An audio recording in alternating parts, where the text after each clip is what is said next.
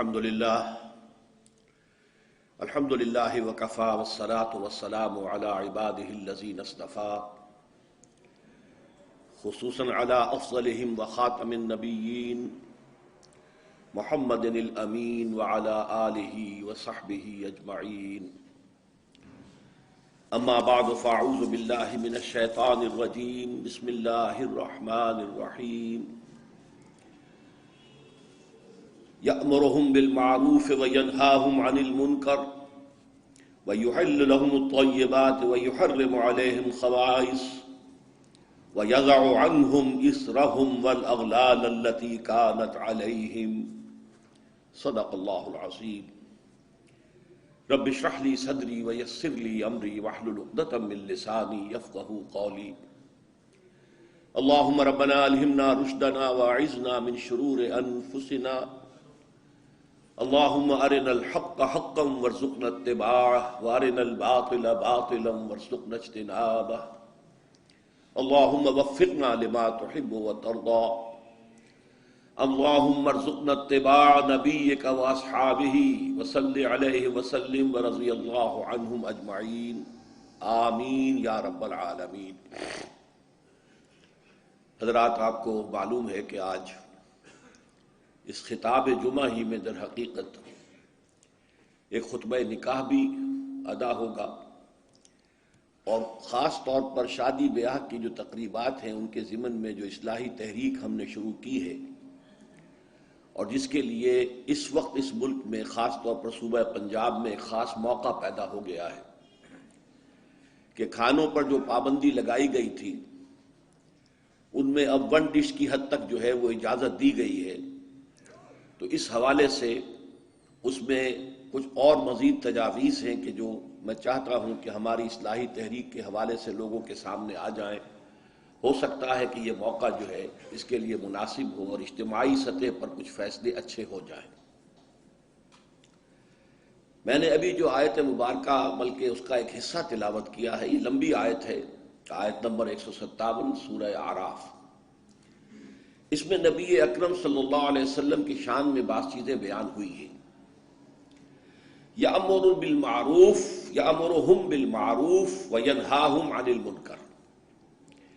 حضور کا ایک کام یہ ہے کہ آپ لوگوں کو حکم دیتے ہیں نیکی کا اور روکتے ہیں بدی سے۔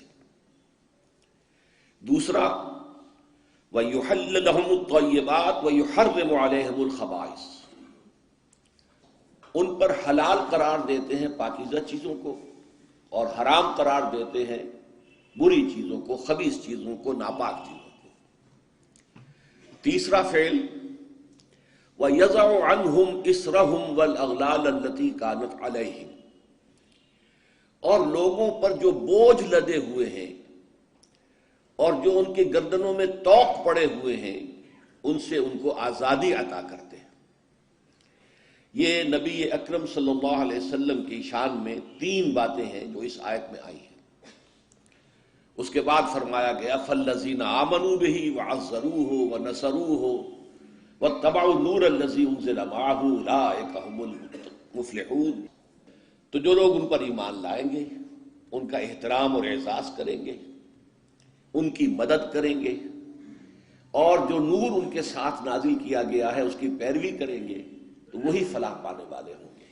اللہم ربنا اجعلنا منہم، اللہم ربنا اجعلنا منہم، آمین یا رب العالمین۔ اب جو میں نے 3 چیزیں بیان کی ہیں، اس وقت ان میں سے صرف ایک کے بارے میں مجھے گفتگو کرنی ہے۔ باقی پاکیزہ چیزوں کو حلال کرنا، خبیث چیزوں کو ناپاک کرنا ہمارے علم میں ہے، اس میں کوئی وضاحت کی اس وقت ضرورت نہیں۔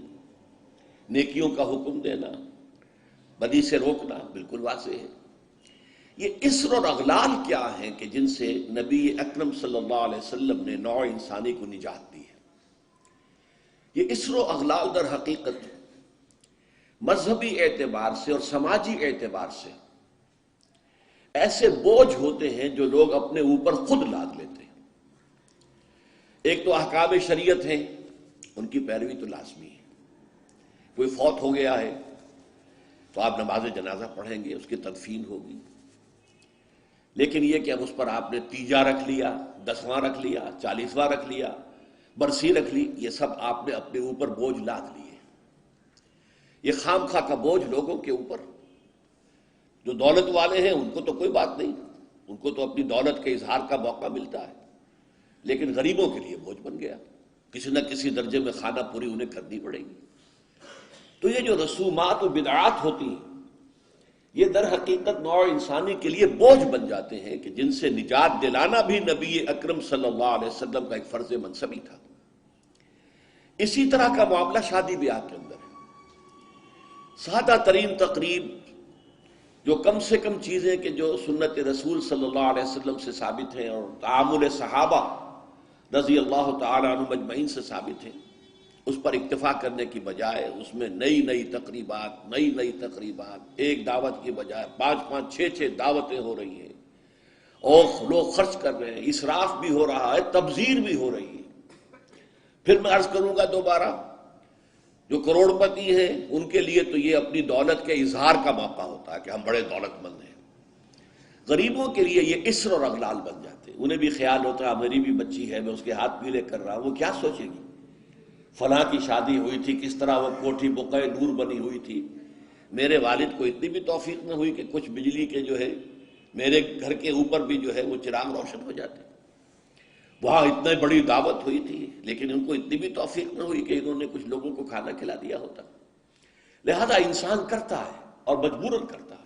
یہ اسر اور اغلال جو ہیں، ان سے نجات دلانا بھی در حقیقت جو نبوی مشن ہے، ان الفاظ کے روح سے حضور کے مقصد بعثت میں شامل ہے۔ چنانچہ میں نے آپ کو معلوم ہے کہ اصل تو اپنی زندگی لگائی ہے قرآن مجید کی طرف لوگوں کو دعوت دینے میں، اور کچھ عملی جد و جہد کی ایک ایسی جماعت تیار کی جائے کہ جو اس ملک کے اندر اسلامی نظام کو قائم کرنے کے لیے میدان میں آ سکے۔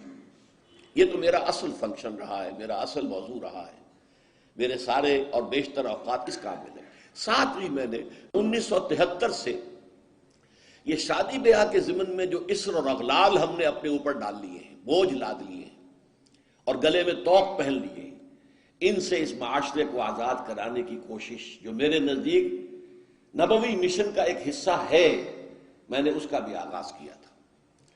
اب اس کے ضمن میں آپ سے تمہیداً میں یہ عرض کروں کہ یہ احساس صرف میرا نہیں تھا، بہت سے لوگوں کا رہا ہے کہ یہ بہت اسراف شروع ہو گیا ہے، بہت تبذیر ہو رہی ہے، یہ جو ایک طومار ہے جو رسومات کا، اس میں وقت صرف ہوتا ہے، آنا جانا بیٹھنا وہاں، اس میں کتنا ہمارا قیمتی وقت لگ جاتا ہے۔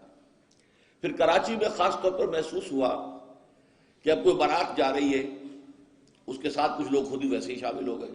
اب ظاہر بات ہے کہ وہاں کوئی آئیڈینٹی کارڈ جو ہے وہ لے کر تو داخلہ نہیں ہوتا۔ نتیجہ یہ ہے کہ انتظام کیا تھا 500 کا، آگے 1000، اور پھر وہ ایک پینک، اب فوراً جاؤ لاؤ کہیں سے کھانا لاؤ، کیا کرو۔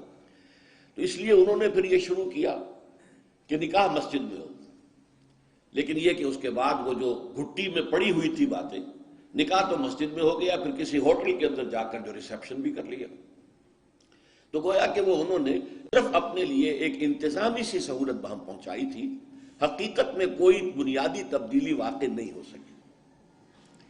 لیکن ضیاء الحق صاحب کا ذکر میں خاص طور پر کروں گا کہ انہوں نے اس سلسلے میں کوشش کی تھی، تعداد بھی مقرر کر دی، اس سے زیادہ مہمان نہ ہو اور بھی اس سے زیادہ خرچ نہ ہو، غالباً 5000 روپے کی کوئی مقدار متعین کی گئی تھی اگر میں غلط نہیں مجھے یاد ہے۔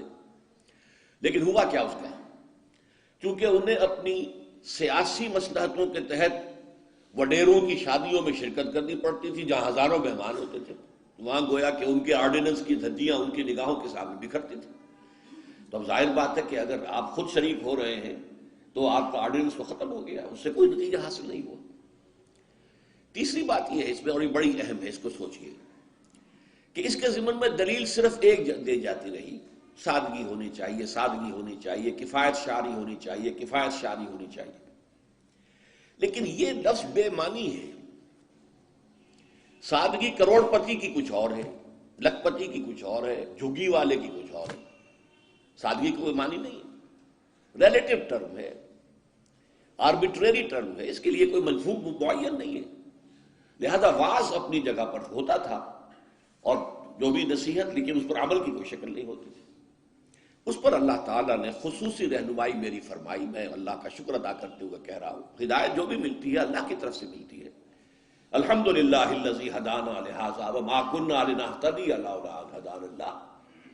کل شکر اور کل سپاس اور کل حمد اور کل ثنا اس اللہ کے لیے جس نے ہمیں ہدایت دی، اور ہم ہرگز ہدایت یافتہ نہ ہو سکتے اگر اللہ ہی ہمیں ہدایت نہ دیتا.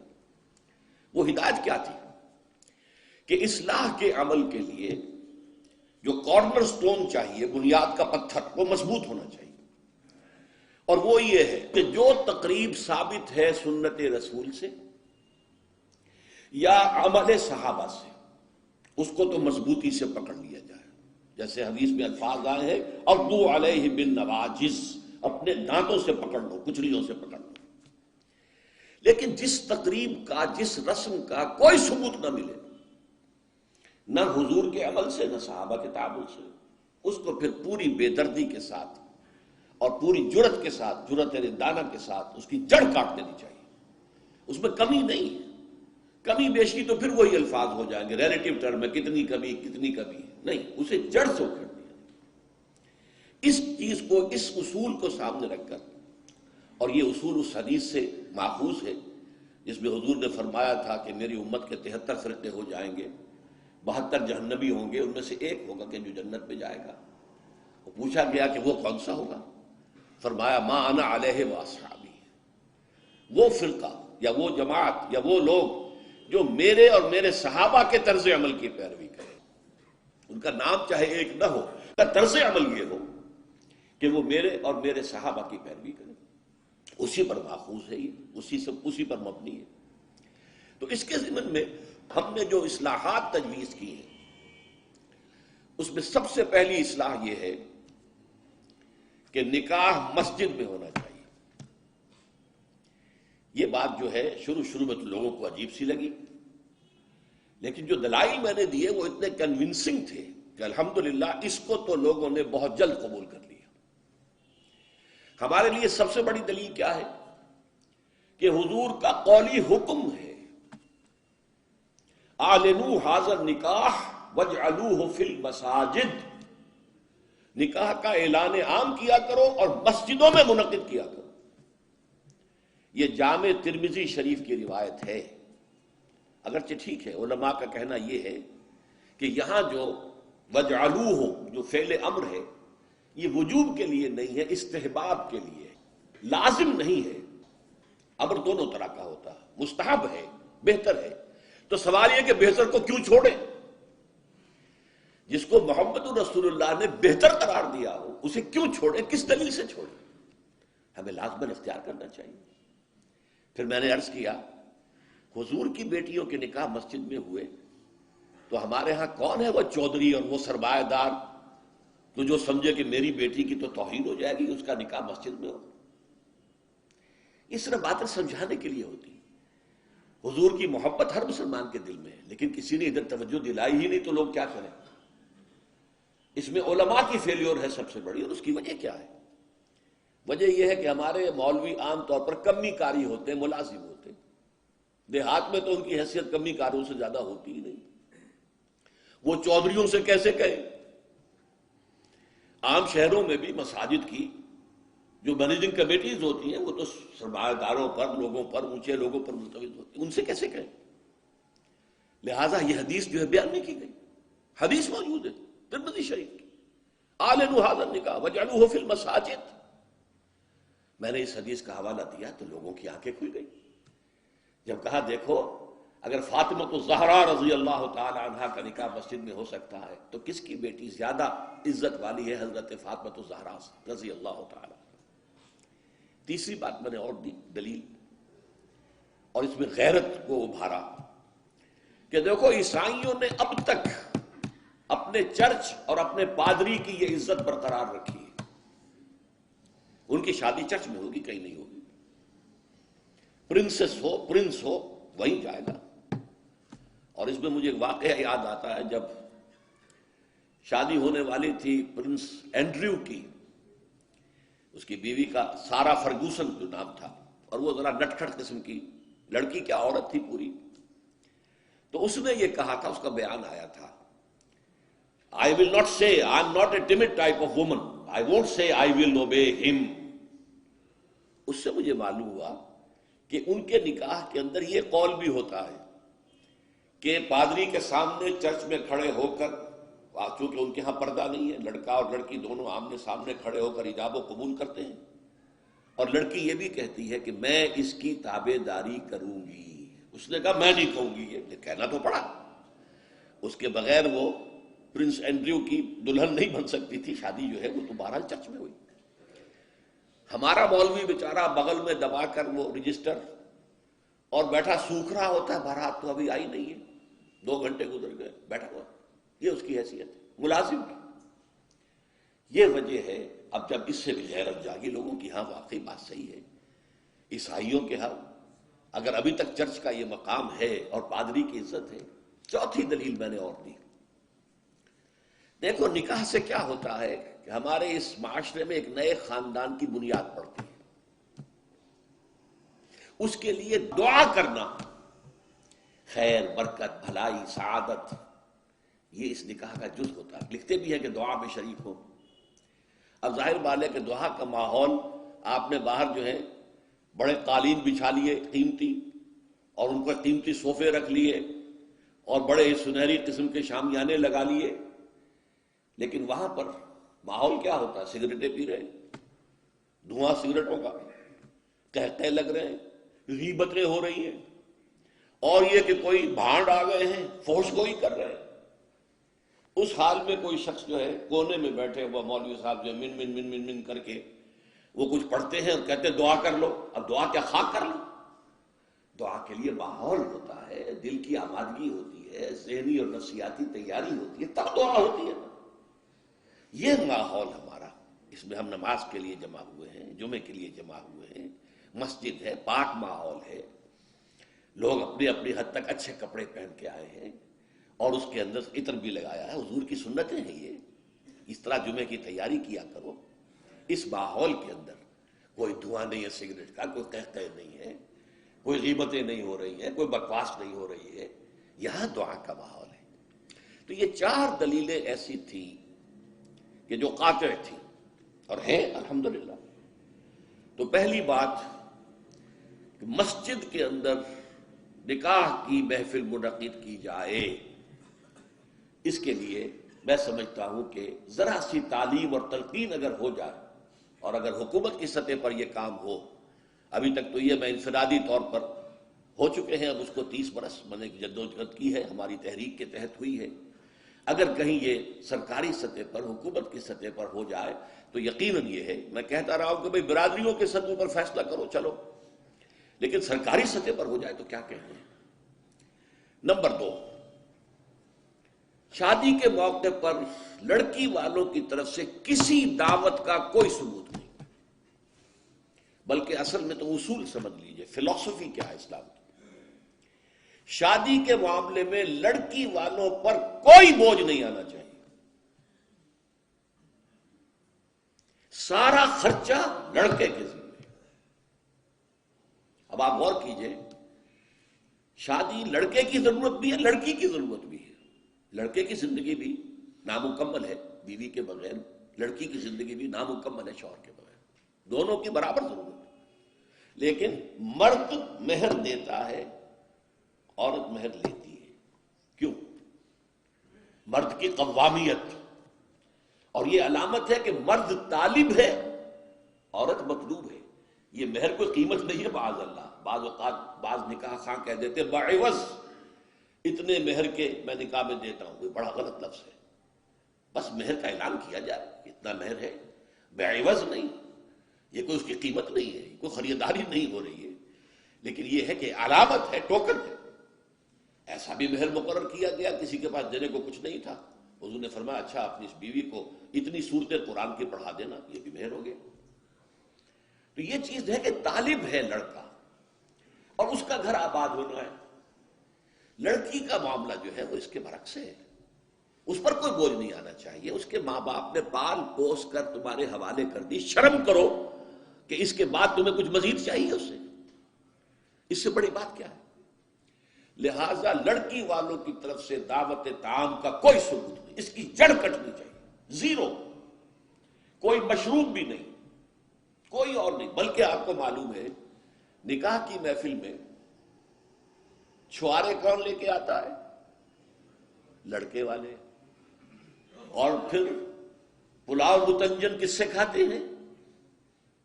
ذرا دیکھیے کس قدر یہ مزہ کا خیز صورت ہے۔ فرض کیجئے گئے ہیں آپ کسی کے گھر پر جا کر، لڑکی کے گھر پر جا کر نکاح ہو رہا، نکاح ہو گیا، اب چھوارے جو ہے لڑکے والوں کی طرف سے، اور اس کے بعد دعوت ہو رہی ہے، پلاؤ متنجن بریانی کس کی طرف سے؟ لڑکی والوں کو۔ عقل کے ناخن لو، تو کیا چھوارے نہیں وہ بانٹ سکتا تھا جس نے تمہیں مرغ پلاؤ کھلایا؟ یہ کیوں ہے؟ اس کو سمجھیے۔ ہمارے ہاں دو تہذیبیں گڑبڑ ہو گئی، ایک اسلامی تہذیب اور اس کا تقاضا، ایک ہماری جو پرانی ہندوانہ تہذیب ہے اس کے اثرات چل رہے ہیں۔ ہماری تہذیب کا یہ ہے کہ لڑکا خرچ کرے گا اور وہ چھوارے لے کر آئے گا۔ ہندوانہ تہذیب ہے یہ دعوت لڑکی والوں کی طرف سے، یہ ہماری نہیں ہے۔ اور اس کے لیے میں لطیفہ آپ کو سنا دوں، یہ جو میوات کا علاقہ تھا جہاں سے کہ یہ تبلیغی جماعت شروع ہوئی ہے، بڑا کام کیا انہوں نے، شدھی کی تحریک، چونکہ ہندوؤں نے اسے ٹارگٹ کر لیا تھا اس علاقے کو۔ وہاں حال یہ تھا کہ کبھی کوئی بزرگ کسی کے ایمان لے آئے تھے، تربیت ہوئی نہیں، تعلیم ہوئی نہیں، تو کہنے کو مسلمان تھے، نام بھی آدھے ہندو آدھے مسلمان، نام بھی ایسے ہوتے تھے۔ اب ان کے ہاں جب شادی ہوتی تھی تو ایک تو مولوی جی، وہ مولوی کہتے ہیں، مولوی نہیں، مولوی جی نے آ کے بول پڑھا دیے، نکاح ہو گیا۔ اطمینان نہیں ہوتا تھا کہ یہ صرف بول سے میں نے قبول کیا، یہ بندھن بن گیا نہیں۔ پھر پھیرے ڈلواتے تھے، لڑکے کی چادر لڑکی کی چادر میں گرہ باندھو اور سب کے سامنے 7 چکر لگواؤ تو پتہ لگے گا کہ واقعی عقد کہتے ہیں گرہ کو، عقدہ گرہ کہتے ہیں، عقد گرہ۔ یہ جو نکاح کی گرہ بندی ہے یہ اس طرح پکی ہوگی کہ پہلے مولوی جی بول پڑھا دیں اور پھر جو ہے پھیرے ڈلوا لیے۔ تو ہمارے ہاں یہ چھوارے تو وہ مولوی جی والی تہذیب ہے، اور پھر اس کے بعد دعوت جو ہے یہ ہندوانہ تہذیب ہے، یہ وہ پھیرے ہیں۔ کوئی ثابت نہیں ہے، اس کی جڑ کاٹی جائے، کمی نہیں، جڑ کاٹی جائے۔ پھر میں کہوں گا کمی بیشی جو ہے یہ پھر وہ ریلیٹیو ٹرمز ہو جاتی ہے، تو جہاں انگلی رکھنے کی جگہ ہوگی وہاں پورا ہاتھ اور پوچھا رکھ دیا جائے گا، جڑ کاٹی جائے۔ یہ دوسری ہم نے تجویز پیش کی۔ نتیجہ کیا نکلا؟ ان دو کو جمع کیجئے، لڑکی کے گھر پر کوئی فنکشن ہے ہی نہیں، جانبین مسجد میں جمع ہوئے، یہ لڑکے والے بیٹھے ہیں، وہ لڑکی والے بیٹھے ہیں، دونوں یہاں ہیں۔ ان کے یہاں کی خواتین بھی یہاں اندر ہوں گی، ہمارے یہاں اب خواتین ہال ہے، مسجد میں آئے، نکاح ہوا، اپنے اپنے گھروں کو جاؤ، کوئی تکلیف نہیں۔ اس کا نتیجہ کیا نکلا کہ جسے آپ جنج کہتے ہیں، بارات، اس کا تصور زیرو ہو گیا۔ اسلام میں بارات کا کوئی تصور نہیں، سیرا بندی کی کوئی تقریب نہیں، ہندوانہ تقریبات۔ بارات کے لیے عربی میں کوئی لفظ ہی نہیں ہے، قرآن اور حدیث میں کیا ہوگا؟ عربی میں نہیں ہے، کوئی لفظ نہیں۔ یہ خالص عجمی لفظ، بارات عجمی ہے، ایرانی ہے، اس کا اسلام سے کوئی تعلق نہیں، جڑ کٹ جائے اس کی۔ یہ بھی ہندوانہ تصور ہے۔ ہوتا کیا تھا، ایک گاؤں سے جا رہے ہیں، دوسرے گاؤں سے بیٹی لے کر آنی ہے، اور بیٹی کے ساتھ جہیز آنا ہے، اور راستے میں ڈاکو جو ہیں وہ لوٹ سکتے ہیں، تو یہاں سے جتھا لے کے جانا ہوگا، لہذا وہ جتھا بندی کر کے بارات جا رہی ہے۔ اب وہ جا کر جنج گھر جو بنے ہوئے ہیں وہاں پر ٹھہر رہی ہے، 2 دن 3 دن عیش کر رہے ہیں، مچھرے اڑا رہے ہیں لڑکی والوں کے پیسے پر، پھر وہ مال غنیمت سے لدے پھدے واپس آ رہے ہیں، لہذا وہ جتھا حفاظت کرتا تھا۔ یہ سارا ہندوانہ تصور ہے، اسلام سے کوئی تعلق نہیں۔ تو نمبر 1 نکاح مسجد میں، نمبر 2 کوئی دعوت طعام ہی نہیں، کوئی بھی نہیں، نو انٹرٹینمنٹ واٹس ایور لڑکی والوں کی طرف سے۔ اجتماع جانبین مسجد میں، یہیں سے ڈسپرس۔ حضرت فاطمہ کو تو وداع کرانے کے لیے حضرت علی گئے بھی نہیں تھے. نکاح کے بعد کچھ خواتین حضرت فاطمہ کو لے کر حجرے میں چھوڑ آئی تھی جا کر، جو ایک انصاری صحابی نے حضرت علی کو دیا تھا، ورنہ ان کے پاس حجرہ بھی نہیں تھا. 3 باتیں ہو گئی. چوتھی بات، ولیمہ جو ہے اس کی تاکید ہے. یہی وجہ ہے کہ جب یہ شادی پر مکمل پابندی لگائی گئی تھی، میں نے اشتہار دیا تھا کہ ولیمے پر پابندی نہیں ہونی چاہیے. لڑکی والے کے ہاں تو آپ سوچئے، جو دلیل میں نے دی اس کی نفی میں، نفسیاتی دلیل بہت بڑی ہے. لڑکی والے کے ہاں ویسے تو لفظ شادی، خوشی، وہاں بھی شادی یہاں بھی شادی. لڑکی والے کے ہاں خوشی نہیں ہوتی. اس کے گھر سے لخت جگر، نور چشم نکل کر جا رہی ہے، کیسے خوشی ہوگی؟ مائیں رو رہی ہوتی ہیں، انہیں غشی پڑی ہوتی ہے جب بچیاں نکل رہی ہوتی ہیں گھروں سے. بہن بھائی رو رہے ہوتے ہیں، باپوں کے آنکھوں کے اندر بھی آنسو آئے ہوتے ہیں، نمی آئی ہوتی ہے. میں نے بھی 5 بیٹیاں رخصت کی اپنے گھر سے، اور آنکھوں میں نمی آئی ہے. I couldn't withhold my tears.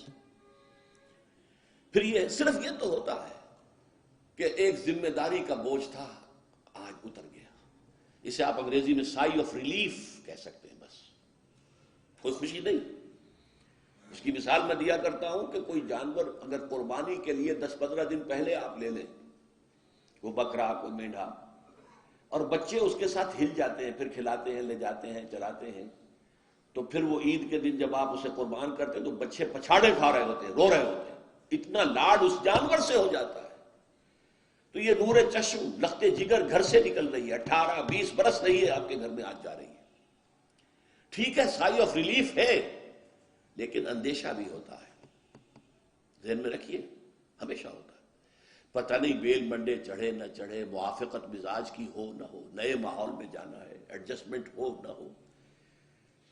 اپنی حد تک پورا اطمینان کر لیا ہے، دیکھ لیا ہے، سوچ بچار کر لیا ہے، لیکن کیا کہا جا سکتا ہے؟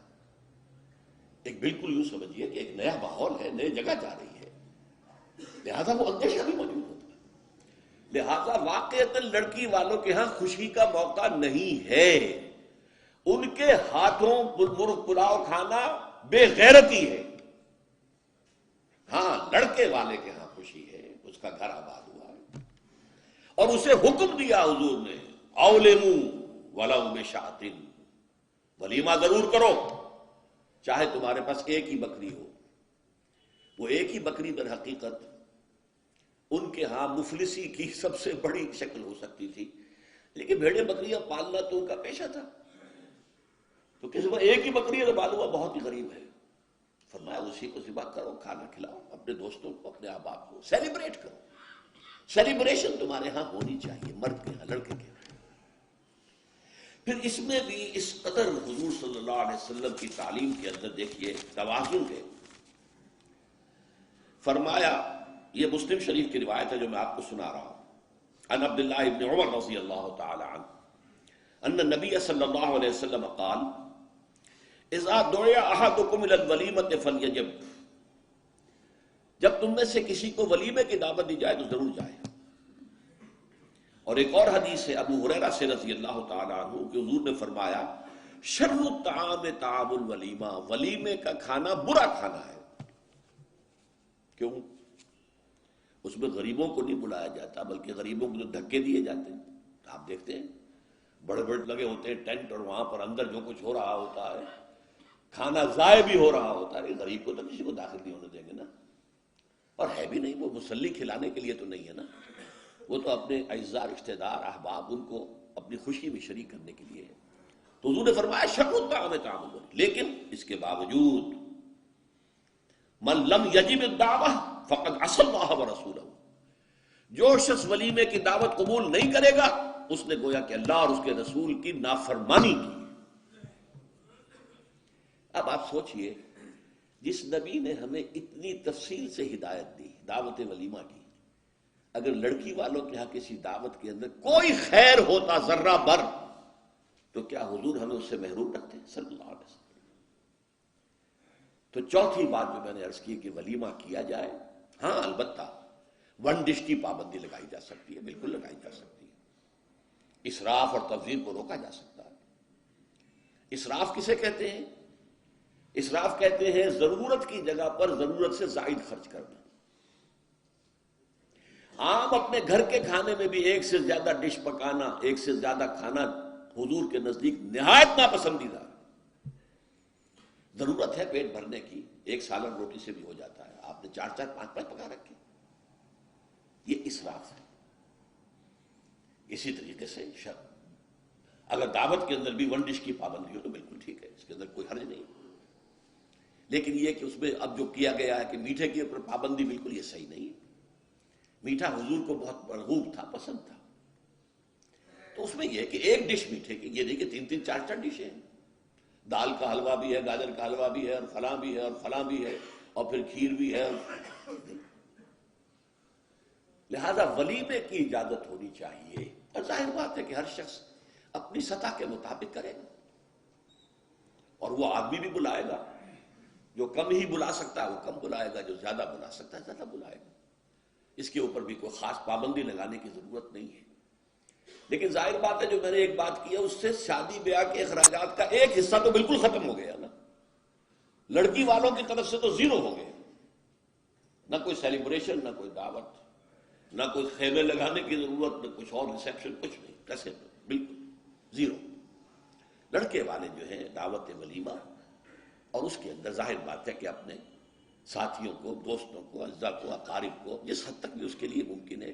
اچھا، یہاں تک فرمایا حضور نے کہ اگر تمہارے کسی بھائی نے نکاح کیا ہو اور اس کے پاس کچھ بھی نہیں ہے کہ وہ ولیمہ کر سکے، اپنے گھر سے کھانا لے جاؤ اور جا کر اس کے ہاں بیٹھ کر کھانا، سیلیبریٹ کرو، اس کی خوشی میں شریک ہو جاؤ۔ یہ کس قدر فطری تعلیمات ہے، غور کیجیے۔ جیسے کہ میں نے بتایا کہ اصل خوشی جو ہے وہ لڑکے والے کے، اس کا گھر آباد ہوا، لڑکی والے کے تو خوشی نہیں ہے، ان کے ہاں سے تو ایک فرد جو ہے وہ نکلا ہے۔ اچھا، اب آئیے 5ویں چیز، جہیز کی جڑ کاٹی جائے۔ اگرچہ میں نے جو عہد لیا تھا، یہ 10 جنوری 1975 کا میرے پاس یہ ایک رقعہ ہے موجود لکھا ہوا۔ ہمارے ایک ساتھی تنظیم کے ہوتے تھے محمد علی ورد، ان کی شادی پر میں نے جو خطبہ دیا تھا، پھر میں نے مسجد خضرہ میں لوگوں کو کھڑے ہو کر ہاتھ اٹھوا لیے تھے کہ اس کی پابندی کرنی ہوگی، اب انہوں نے ہاتھ اٹھائے تھے، اس میں میں نے اس کو شامل نہیں کیا تھا۔ یہ جہیز کا معاملہ جو ہے یہ ذرا ہمارے معاشی نظام کے ساتھ وابستہ ہے، اس میں کوئی ڈیمانڈ اینڈ سپلائی کا معاملہ بھی ہے، یہ آسانی سے ختم ہونے والی لعنت نہیں ہے۔ اس وقت ہم نے صرف ایک پابندی لگائی تھی کہ اس کی نمائش نہ ہو، بلکہ یہ ہے کہ آپ کو جو کچھ دینا ہے 2 دن پہلے بھیج دیجئے لڑکے والے کے، یا 2 دن بعد میں بھیج دیجئے، نمائش نہ ہو کہ غریبوں کو یہ احساس نہ ہو کہ فلاں کی بیٹی تو یہ کچھ لے کر گئی ہے اور یہ کہ میرے پاس کچھ بھی نہیں ہے دینے کے لیے۔ یہ جو احساس محرومی ہے آپ نوٹ کیجئے۔ میں نے آپ کو بتایا اسراف کہتے ہیں ضرورت کی جگہ پر ضرورت سے زیادہ خرچ کرنے کو، اور تبذیر کہتے ہیں بلا ضرورت خرچ کرنے کو، صرف نمود و نمائش کے لیے، اپنی دولت کے مظاہرے کے لیے، اپنی دولت مندی کی دھوس چبانے کے لیے۔ پوری کوٹھی جو ہے قمقمہ بنی ہوئی ہے، ہر جگہ پر ہر درخت کے ہر پتے کے ساتھ بلب لگا ہوا ہے، معلوم ہو جگمگ جگمگ جگمگ ہو رہی ہے، بڑے عمدہ لباس، سفید براق پہنے ہوئے جو بہرے ہیں وہ کھانے ڈشیں لیے ادھر ادھر جا رہے ہیں۔ یہ جو کچھ ہے اسراف، اور اس کے بعد تبذیر۔ تبذیر کے بارے میں تو فرمایا، اسراف کے لیے تو صرف یہ کہا تسرفو لا تسرفو، اسراف نہ کرو، کلوا واشربوا ولا تسرفو، کھاؤ پیو اسراف نہ کرو۔ لیکن تبذیر کے بارے میں فرمایا ان المبذرین کانوا اخوان الشیاطین، یہ مبذر جو ہیں یہ تو شیطانوں کے بھائی ہیں۔ کیوں؟ کافی عرصے تک میرا ذہن اس پر اڑا رہا، کیوں یہ کیوں تشبیہ دی گئی؟ پھر بات کھلی سورہ مائدہ میں جا کر شراب کی حرمت کے ضمن میں الفاظ آئے، انما یرید الشیطان ان یوقع بینکم العداوۃ والبغضاء فی الخمر والمیسر، یہ شیطان یہ چاہتا ہے مسلمانوں کہ تمہارے اندر آپس میں بغض اور دشمنی پیدا کر دے شراب کے ذریعے اور جوئے کے ذریعے۔ شیطان چاہتا یہی ہے، اس شیطان کا حربہ لوگوں کے دلوں کو پھاڑ دینا، کلاس کانشسنس پیدا کر دینا، محرومین اور مترفین کے علیحدہ طبقے ہو جائیں، اور پھر لڑیں گے، ٹکرائیں گے پھر وہ۔ اور یہی کام اس میں ہے، جس گھر میں لڑکی کی شادی پر اس طریقے سے پیسہ جو ہے بہایا جا رہا ہے پانی کی طرح، وہاں کوئی شوفر بھی ہے، ان کا ڈرائیور، کوئی پہرے دار بھی ہے، کوئی خانسامہ بھی ہے، اس کی بیٹی بیٹھی ہوئی ہے، بوڑھی ہو رہی ہے، وہ ہاتھ پیلے نہیں کر سکتا، اس کے دل کے جذبات کیا ہوں گے اس وقت؟ کیا یہ اور میں بھائی ہیں آپس میں؟ انما المومنون اخوۃ، یہ واز کہنے کی بات ہے، یہ سب ڈھکوسلے ہیں، انما المومنون اخوۃ، یہ ہم بھائی ہیں؟ میری بیٹی بوڑھی ہو رہی ہے، ہاتھ پیلے نہیں کر سکتا، اور ان کے ہاں دولت جو ہے وہ پانی کی طرح بہ رہی ہے، یہ دل پھٹ گئے کہ نہیں؟ یہ طبقاتی شعور ابھرا کہ نہیں؟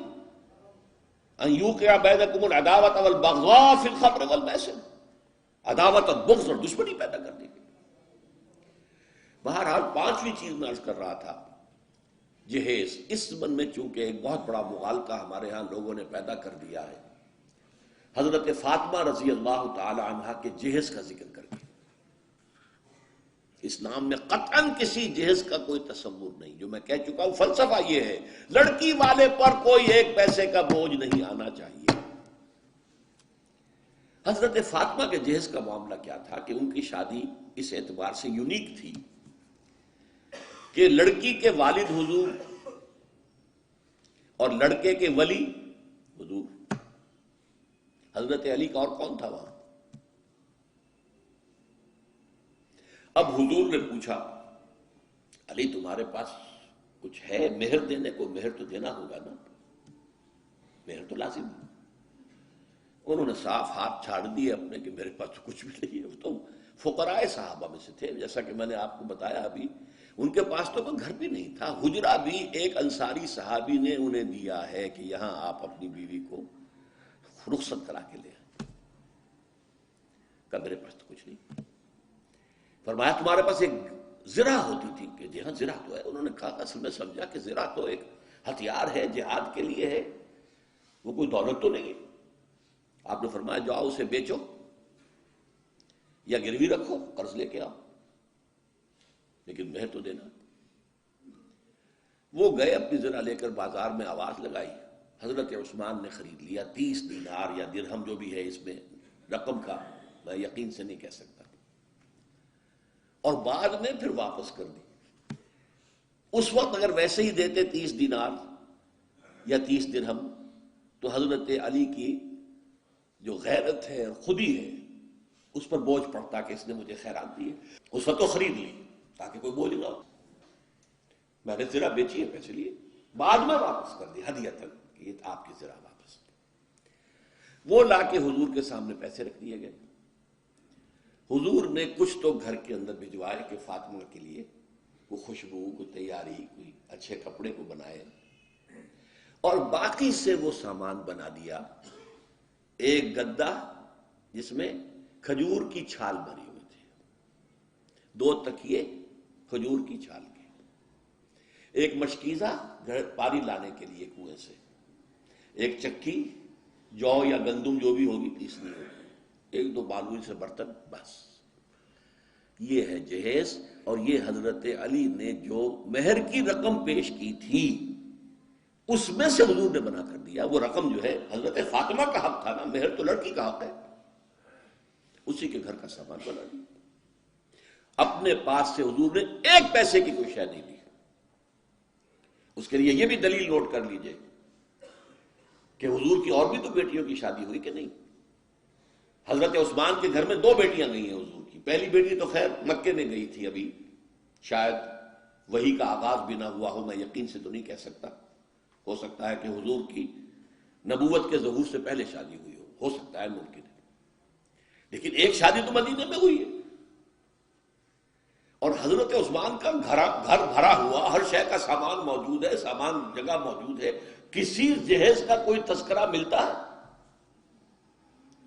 تو یہ جہیز نہیں تھا، یہ خالص ہندوانہ تصور ہے۔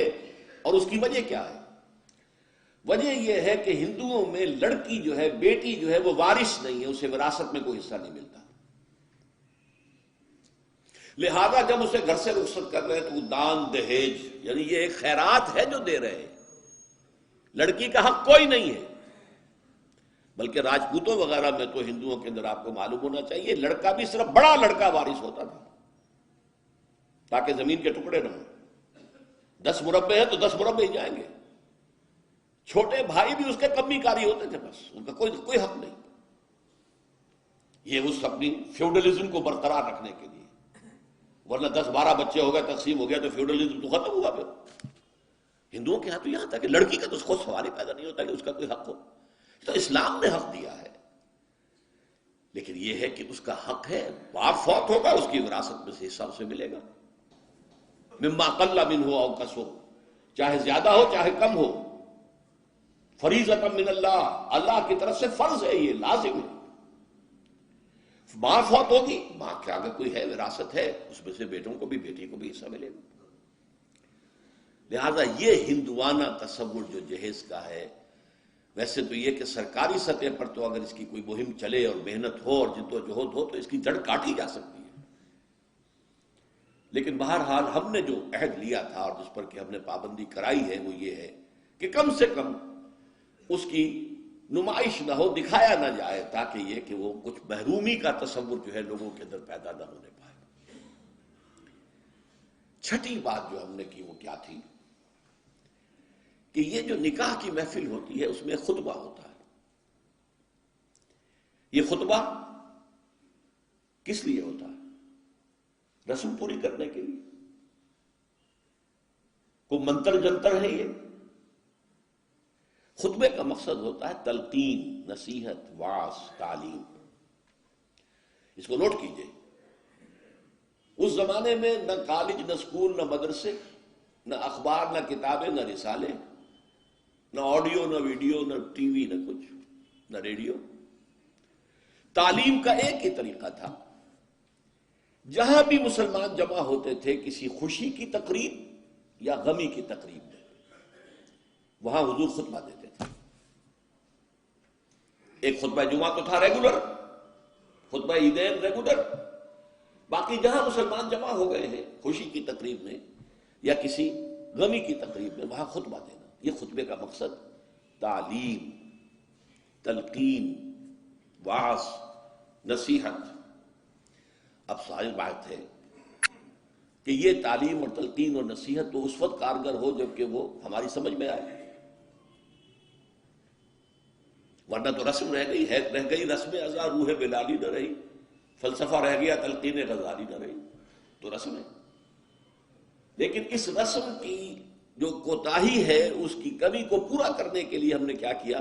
خطبہ جمعہ ہوتا ہے کہ نہیں؟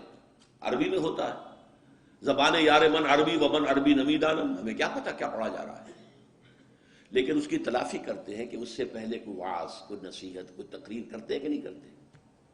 کیوں کرتے ہیں؟ تاکہ جو مقصد اصل خطبے کا تھا وہ خطبے سے حاصل نہیں ہو رہا ہے تو کم سے کم یہ ہے کہ اس کی تلافی کسی درجے میں ہو جائے۔ ما لا یدرک کلہ لا یترک کلہ، جو چیز بتمام و کمال حاصل نہ کی جائے بالکل چھوڑ بھی نہ دی جائے، کسی نہ کسی درجے میں اس کا کام باقی رکھنا چاہیے۔ لہذا ہم نے چھٹی چیز جو ہے وہ یہ کی کہ خطبہ نکاح کا ترجمہ اور مفہوم تھوڑا سا بیان کیا جائے۔ اور خطبہ آپ کو معلوم ہے خطیب کھڑے ہو کر دیتا ہے، یہ بیٹھ کے نہیں ایک کونے میں بیٹھے ہوئے ہیں اور بس ایسا پڑھ رہے ہیں جیسے کہ دولہا کو سنانا مقصود ہے، اور دولہا کے فرشتوں کو بھی پتہ نہیں کیا پڑھا جا رہا ہے، اس کا تو کوئی فائدہ نہیں، یہ تو رسم ہے جو ہو رہی۔ تو خطبے کے اندر ہم نے یہ چیز شامل کی، خطبہ پڑھا جائے وہی مسنون محمد الرسول اللہ صلی اللہ علیہ وسلم، لیکن اس کے اندر جو آیات ہیں، احادیث ہیں، ان کا کوئی ترجمہ، کوئی وضاحت کر دی جائے۔ تو اب میں اس وقت وہ کام کر رہا ہوں اس نکاح کے لیے جو آج اس وقت یہاں ہونا ہے، کہ خطبہ مسنونہ جو نکاح کا ہے وہ اب میں پڑھ رہا ہوں۔ الحمدللہ الحمد للہ نحمده ونستعینه ونستغفره ونؤمن به ونتوکل علیہ ونعوذ باللہ من شرور انفسنا ومن سیئات اعمالنا من يهده الله فلا مضل له ومن يضلله فلا هادي له ونشهد ان لا اله الا الله وحده لا شريك له ونشهد ان محمدا عبده ورسوله صلی اللہ علیہ وسلم. اما بعد فاعوذ باللہ من الشیطان الرجیم. بسم اللہ الرحمن الرحیم. یا ایھا الذین آمنوا اتقوا اللہ حق تقاتہ ولا تموتن الا وانتم مسلمون. یا ایھا الناس اتقوا ربکم الذی خلقکم من نفس واحدۃ وخلق منها زوجها وبث منهما رجالا كثيرا ونساء واتقوا الله الذي تساءلون به والارحام ان الله كان عليكم رقيبا. یا ایھا الذین آمنوا اتقوا اللہ وقولوا قولا سدیدا یصلح لکم اعمالکم ویغفر لکم ذنوبکم ومن یطع اللہ ورسولہ فقد فاز فوزا عظیما. صدق اللہ العظیم. وقال النبی صلی اللہ علیہ وسلم النکاح من سنتی وقال صلی اللہ علیہ وسلم من رغب عن سنتی فلیس منی وقال صلی اللہ علیہ وسلم اعلنوا هذا النکاح واجعلوه في المساجد او كما قال صلی اللہ علیہ وسلم. میں اس کی وضاحت کیا کرتا ہوں. آج اب وقت بہت کم رہ گیا ہے، صرف ترجمہ کروں گا اس وقت.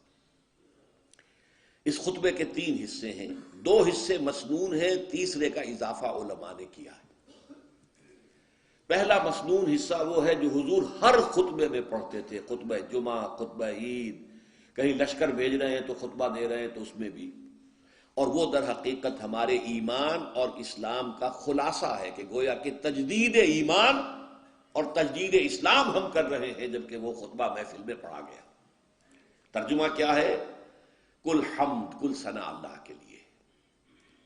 ہم بھی اسی کی ثنا اور حمد کرتے ہیں، اسی سے مدد مانگتے ہیں، اسی سے اپنے گناہوں کی معافی چاہتے ہیں، اسی پر ہمارا یقین ہے، اسی پر ہمارا توکل ہے، اسی کی پناہ ہم طلب کرتے ہیں اپنے نفسوں کی شرارتوں سے اور اپنے اعمال کی برائیوں سے.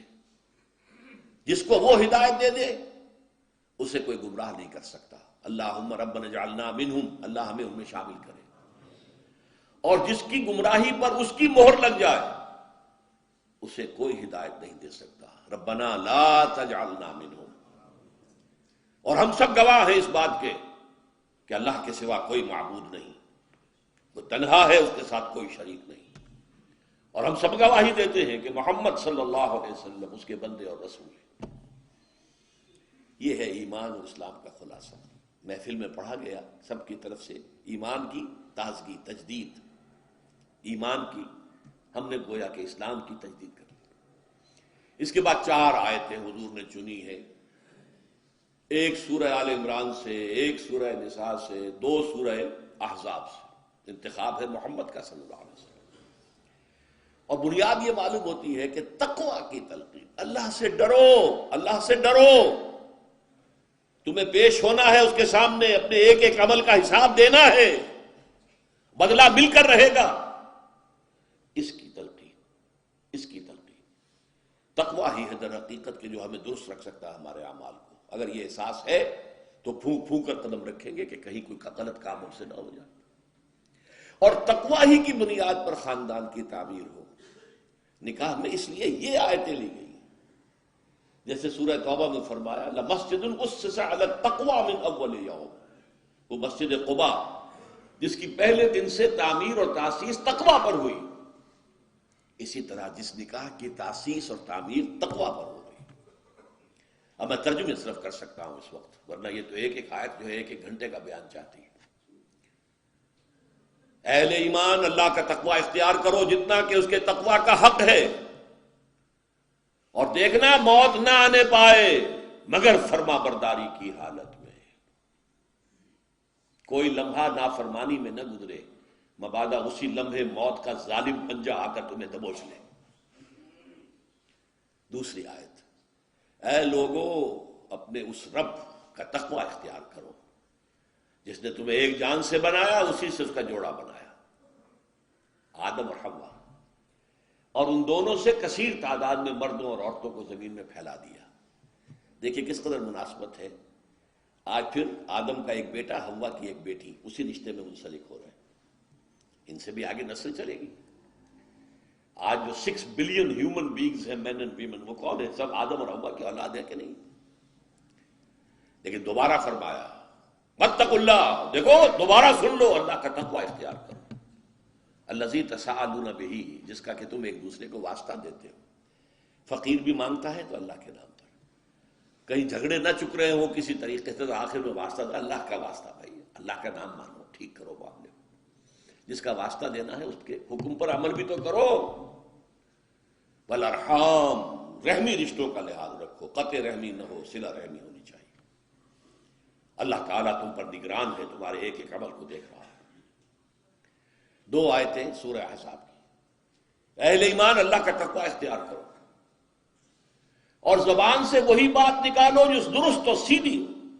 یہ بھی زبان کا تقوی ہو گیا نا، پہلے بولو، پہلے تولو پھر بولو، ایک ایک حرف کی جواب دہی کرنی ہوگی اللہ کے ہاں۔ تم نے یہ بات کہہ دی تھی، dad you have the right to say it? حق تھا تمہارا، لہذا زبان کو پکڑو۔ اور اگر دل میں تقوی اور زبان کنٹرول میں آ گئی تو یہ تمہارے سارے اعمال اللہ درست کر دے گا۔ اور پھر بھی اگر کوئی خطا ہو گئی، غلطی ہو گئی، تو اللہ معاف فرما دے گا۔ اور جو اللہ اور اس کے رسول کی اطاعت پر کاربند ہو گیا، اس نے تو بہت بڑی کامیابی حاصل کر لی۔ اللہم ربنا اجعلنا منہم، اللہم ربنا اجعلنا منہم۔ حضور کا خطبہ تو یہاں ختم ہو گیا۔ اب حدیثیں عام طور پر 2 پڑھی جاتی ہیں، میں نے 3 کر دی۔ پہلی حدیث النکاح من سنتی، شادی کی ترغیب ہے تجرد کے خلاف۔ یہ جو بعض مذاہب میں ہے کہ شادی نہ کرنا جو ہے یہ گویا کہ اعلیٰ روحانی زندگی ہے، نہیں، لا رحمانیت فی الاسلام، فطرت کے تقاضوں کے خلاف نہ چلو، جائز راستے سے اپنی فطرت کے تقاضے کو پورا کرو۔ النکاح من سنتی۔ دوسری حدیث ہے من رغب عن سنتی فلیس منی، جس کو میری سنت پسند نہیں ہے تو اس کا مجھ سے کوئی تعلق نہیں۔ وہ نہ سمجھے اپنے آپ کو کہ میں امتی ہوں محمد کا صلی اللہ علیہ وسلم۔ اور یہ سنت پوری زندگی میں حضور کے طرز عمل کی پیروی کا نام ہے۔ سنتیں چھوٹی بھی ہیں، بڑی بھی ہیں۔ چھوٹیوں میں سب سے بڑی، نوٹ کر لیجیے میرے الفاظ، داڑھی کی سنت ہے، چھوٹی سنت ہے، ان میں سب سے بڑی ہے۔ یہ بھی سنت ہے کہ مسجد میں داخل ہو تو داہنا پاؤں آگے آئے، بایاں نہ آئے، بعد میں بایاں آئے، یہ بھی سنت ہے۔ چھوٹی سنتوں میں سب سے بڑی داڑھی کی سنت ہے۔ البتہ بڑی سنت کیا ہے؟ حضور نے وحی کے آغاز کے بعد سے لے کر اس حیات دنیاوی کے آخری سانس تک 2 کام کیے، اللہ کے دین کی دعوت و تبلیغ، اور اللہ کے دین کو قائم کرنے کے لیے جہاد اور قتال۔ یہ ہے بڑی سنت، سب سے بڑی سنت، سب سے بڑی سنت، سب سے بڑی سنت۔ جیسے آج کل آپ کہتے ہیں macro economics and micro economics, تو میکرو سننا تو یہ ہے دین کی دعوت و تبلیغ اور اللہ کے دین کو قائم کرنے کے لیے جہاد و قتال۔ تیسری حدیث جو ہے جس پر عمل ہو ہی رہا ہے، اعلنوا ھذا النکاح واجعلوہ فی المساجد، نکاح کا اعلان عام کیا کرو، مسجدوں میں منعقد کیا کرو۔ اب میں چاہتا ہوں کہ بس نکاح کیا ہے یہ بھی سمجھ لیجئے۔ ایک لڑکے اور ایک لڑکی کے مابین ایک معاہدہ ہے۔ عیسائیوں میں آپ کو معلوم ہے لڑکا لڑکی دونوں سامنے کھڑے ہوتے ہیں، اس لیے کہ ان کے ہاں پردہ نہیں ہے۔ ہمارے ہاں پردہ ہے، تو چاہے آپ نے لڑکی کے گھر جا کر نکاح کیا ہو، لڑکی محفل میں تو نہیں ہوتی نا، لہذا لڑکی کا ایک وکیل ہوتا ہے جو اجازت لے کر آتا ہے، اور 2 گواہ اس کے ہوتے ہیں کہ اس نے اجازت حاصل کر لی ہے واقعتاً۔ گویا کہ لڑکا اصالتاً حاضر ہے، یہ عدالت ہے اس وقت، ایک عدالت کے سامنے یہ معاہدہ ہو رہا ہے، تو لڑکا اصالتاً موجود، لڑکی وکالتاً موجود ہے اس وقت پوٹینشلی اپنے وکیل کے ذریعے سے۔ وکیل جو ہے اجازت دیتا ہے نکاح خواہ کو، یا تو وہ خود ہی نکاح پڑھا دے، ٹھیک ہے، ورنہ وہ اجازت دیتا ہے کسی کو جو اتھارٹی اس کے پاس ہے، جو لے کر آیا اجازت، وہ کہتا ہے کسی کو، اور وہ تجویز کرتا ہے، پیشکش کرتا ہے، لڑکا قبول کر لیتا ہے، اللہ اللہ خیر صلی اللہ۔ عزیزم محمد عمران، اب آپ کھڑے ہو جائیں اینڈ فیس دی آڈینس، ادھر آ جائیں۔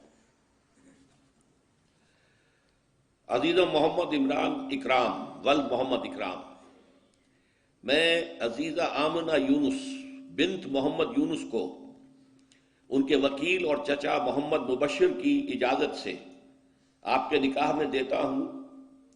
مہر 20,000 روپے مالیت کے طلائی زیورات کی شکل میں کل کا کل اسی وقت ادا ہو جائے گا۔ آپ نے قبول کیا؟ قبول کیا۔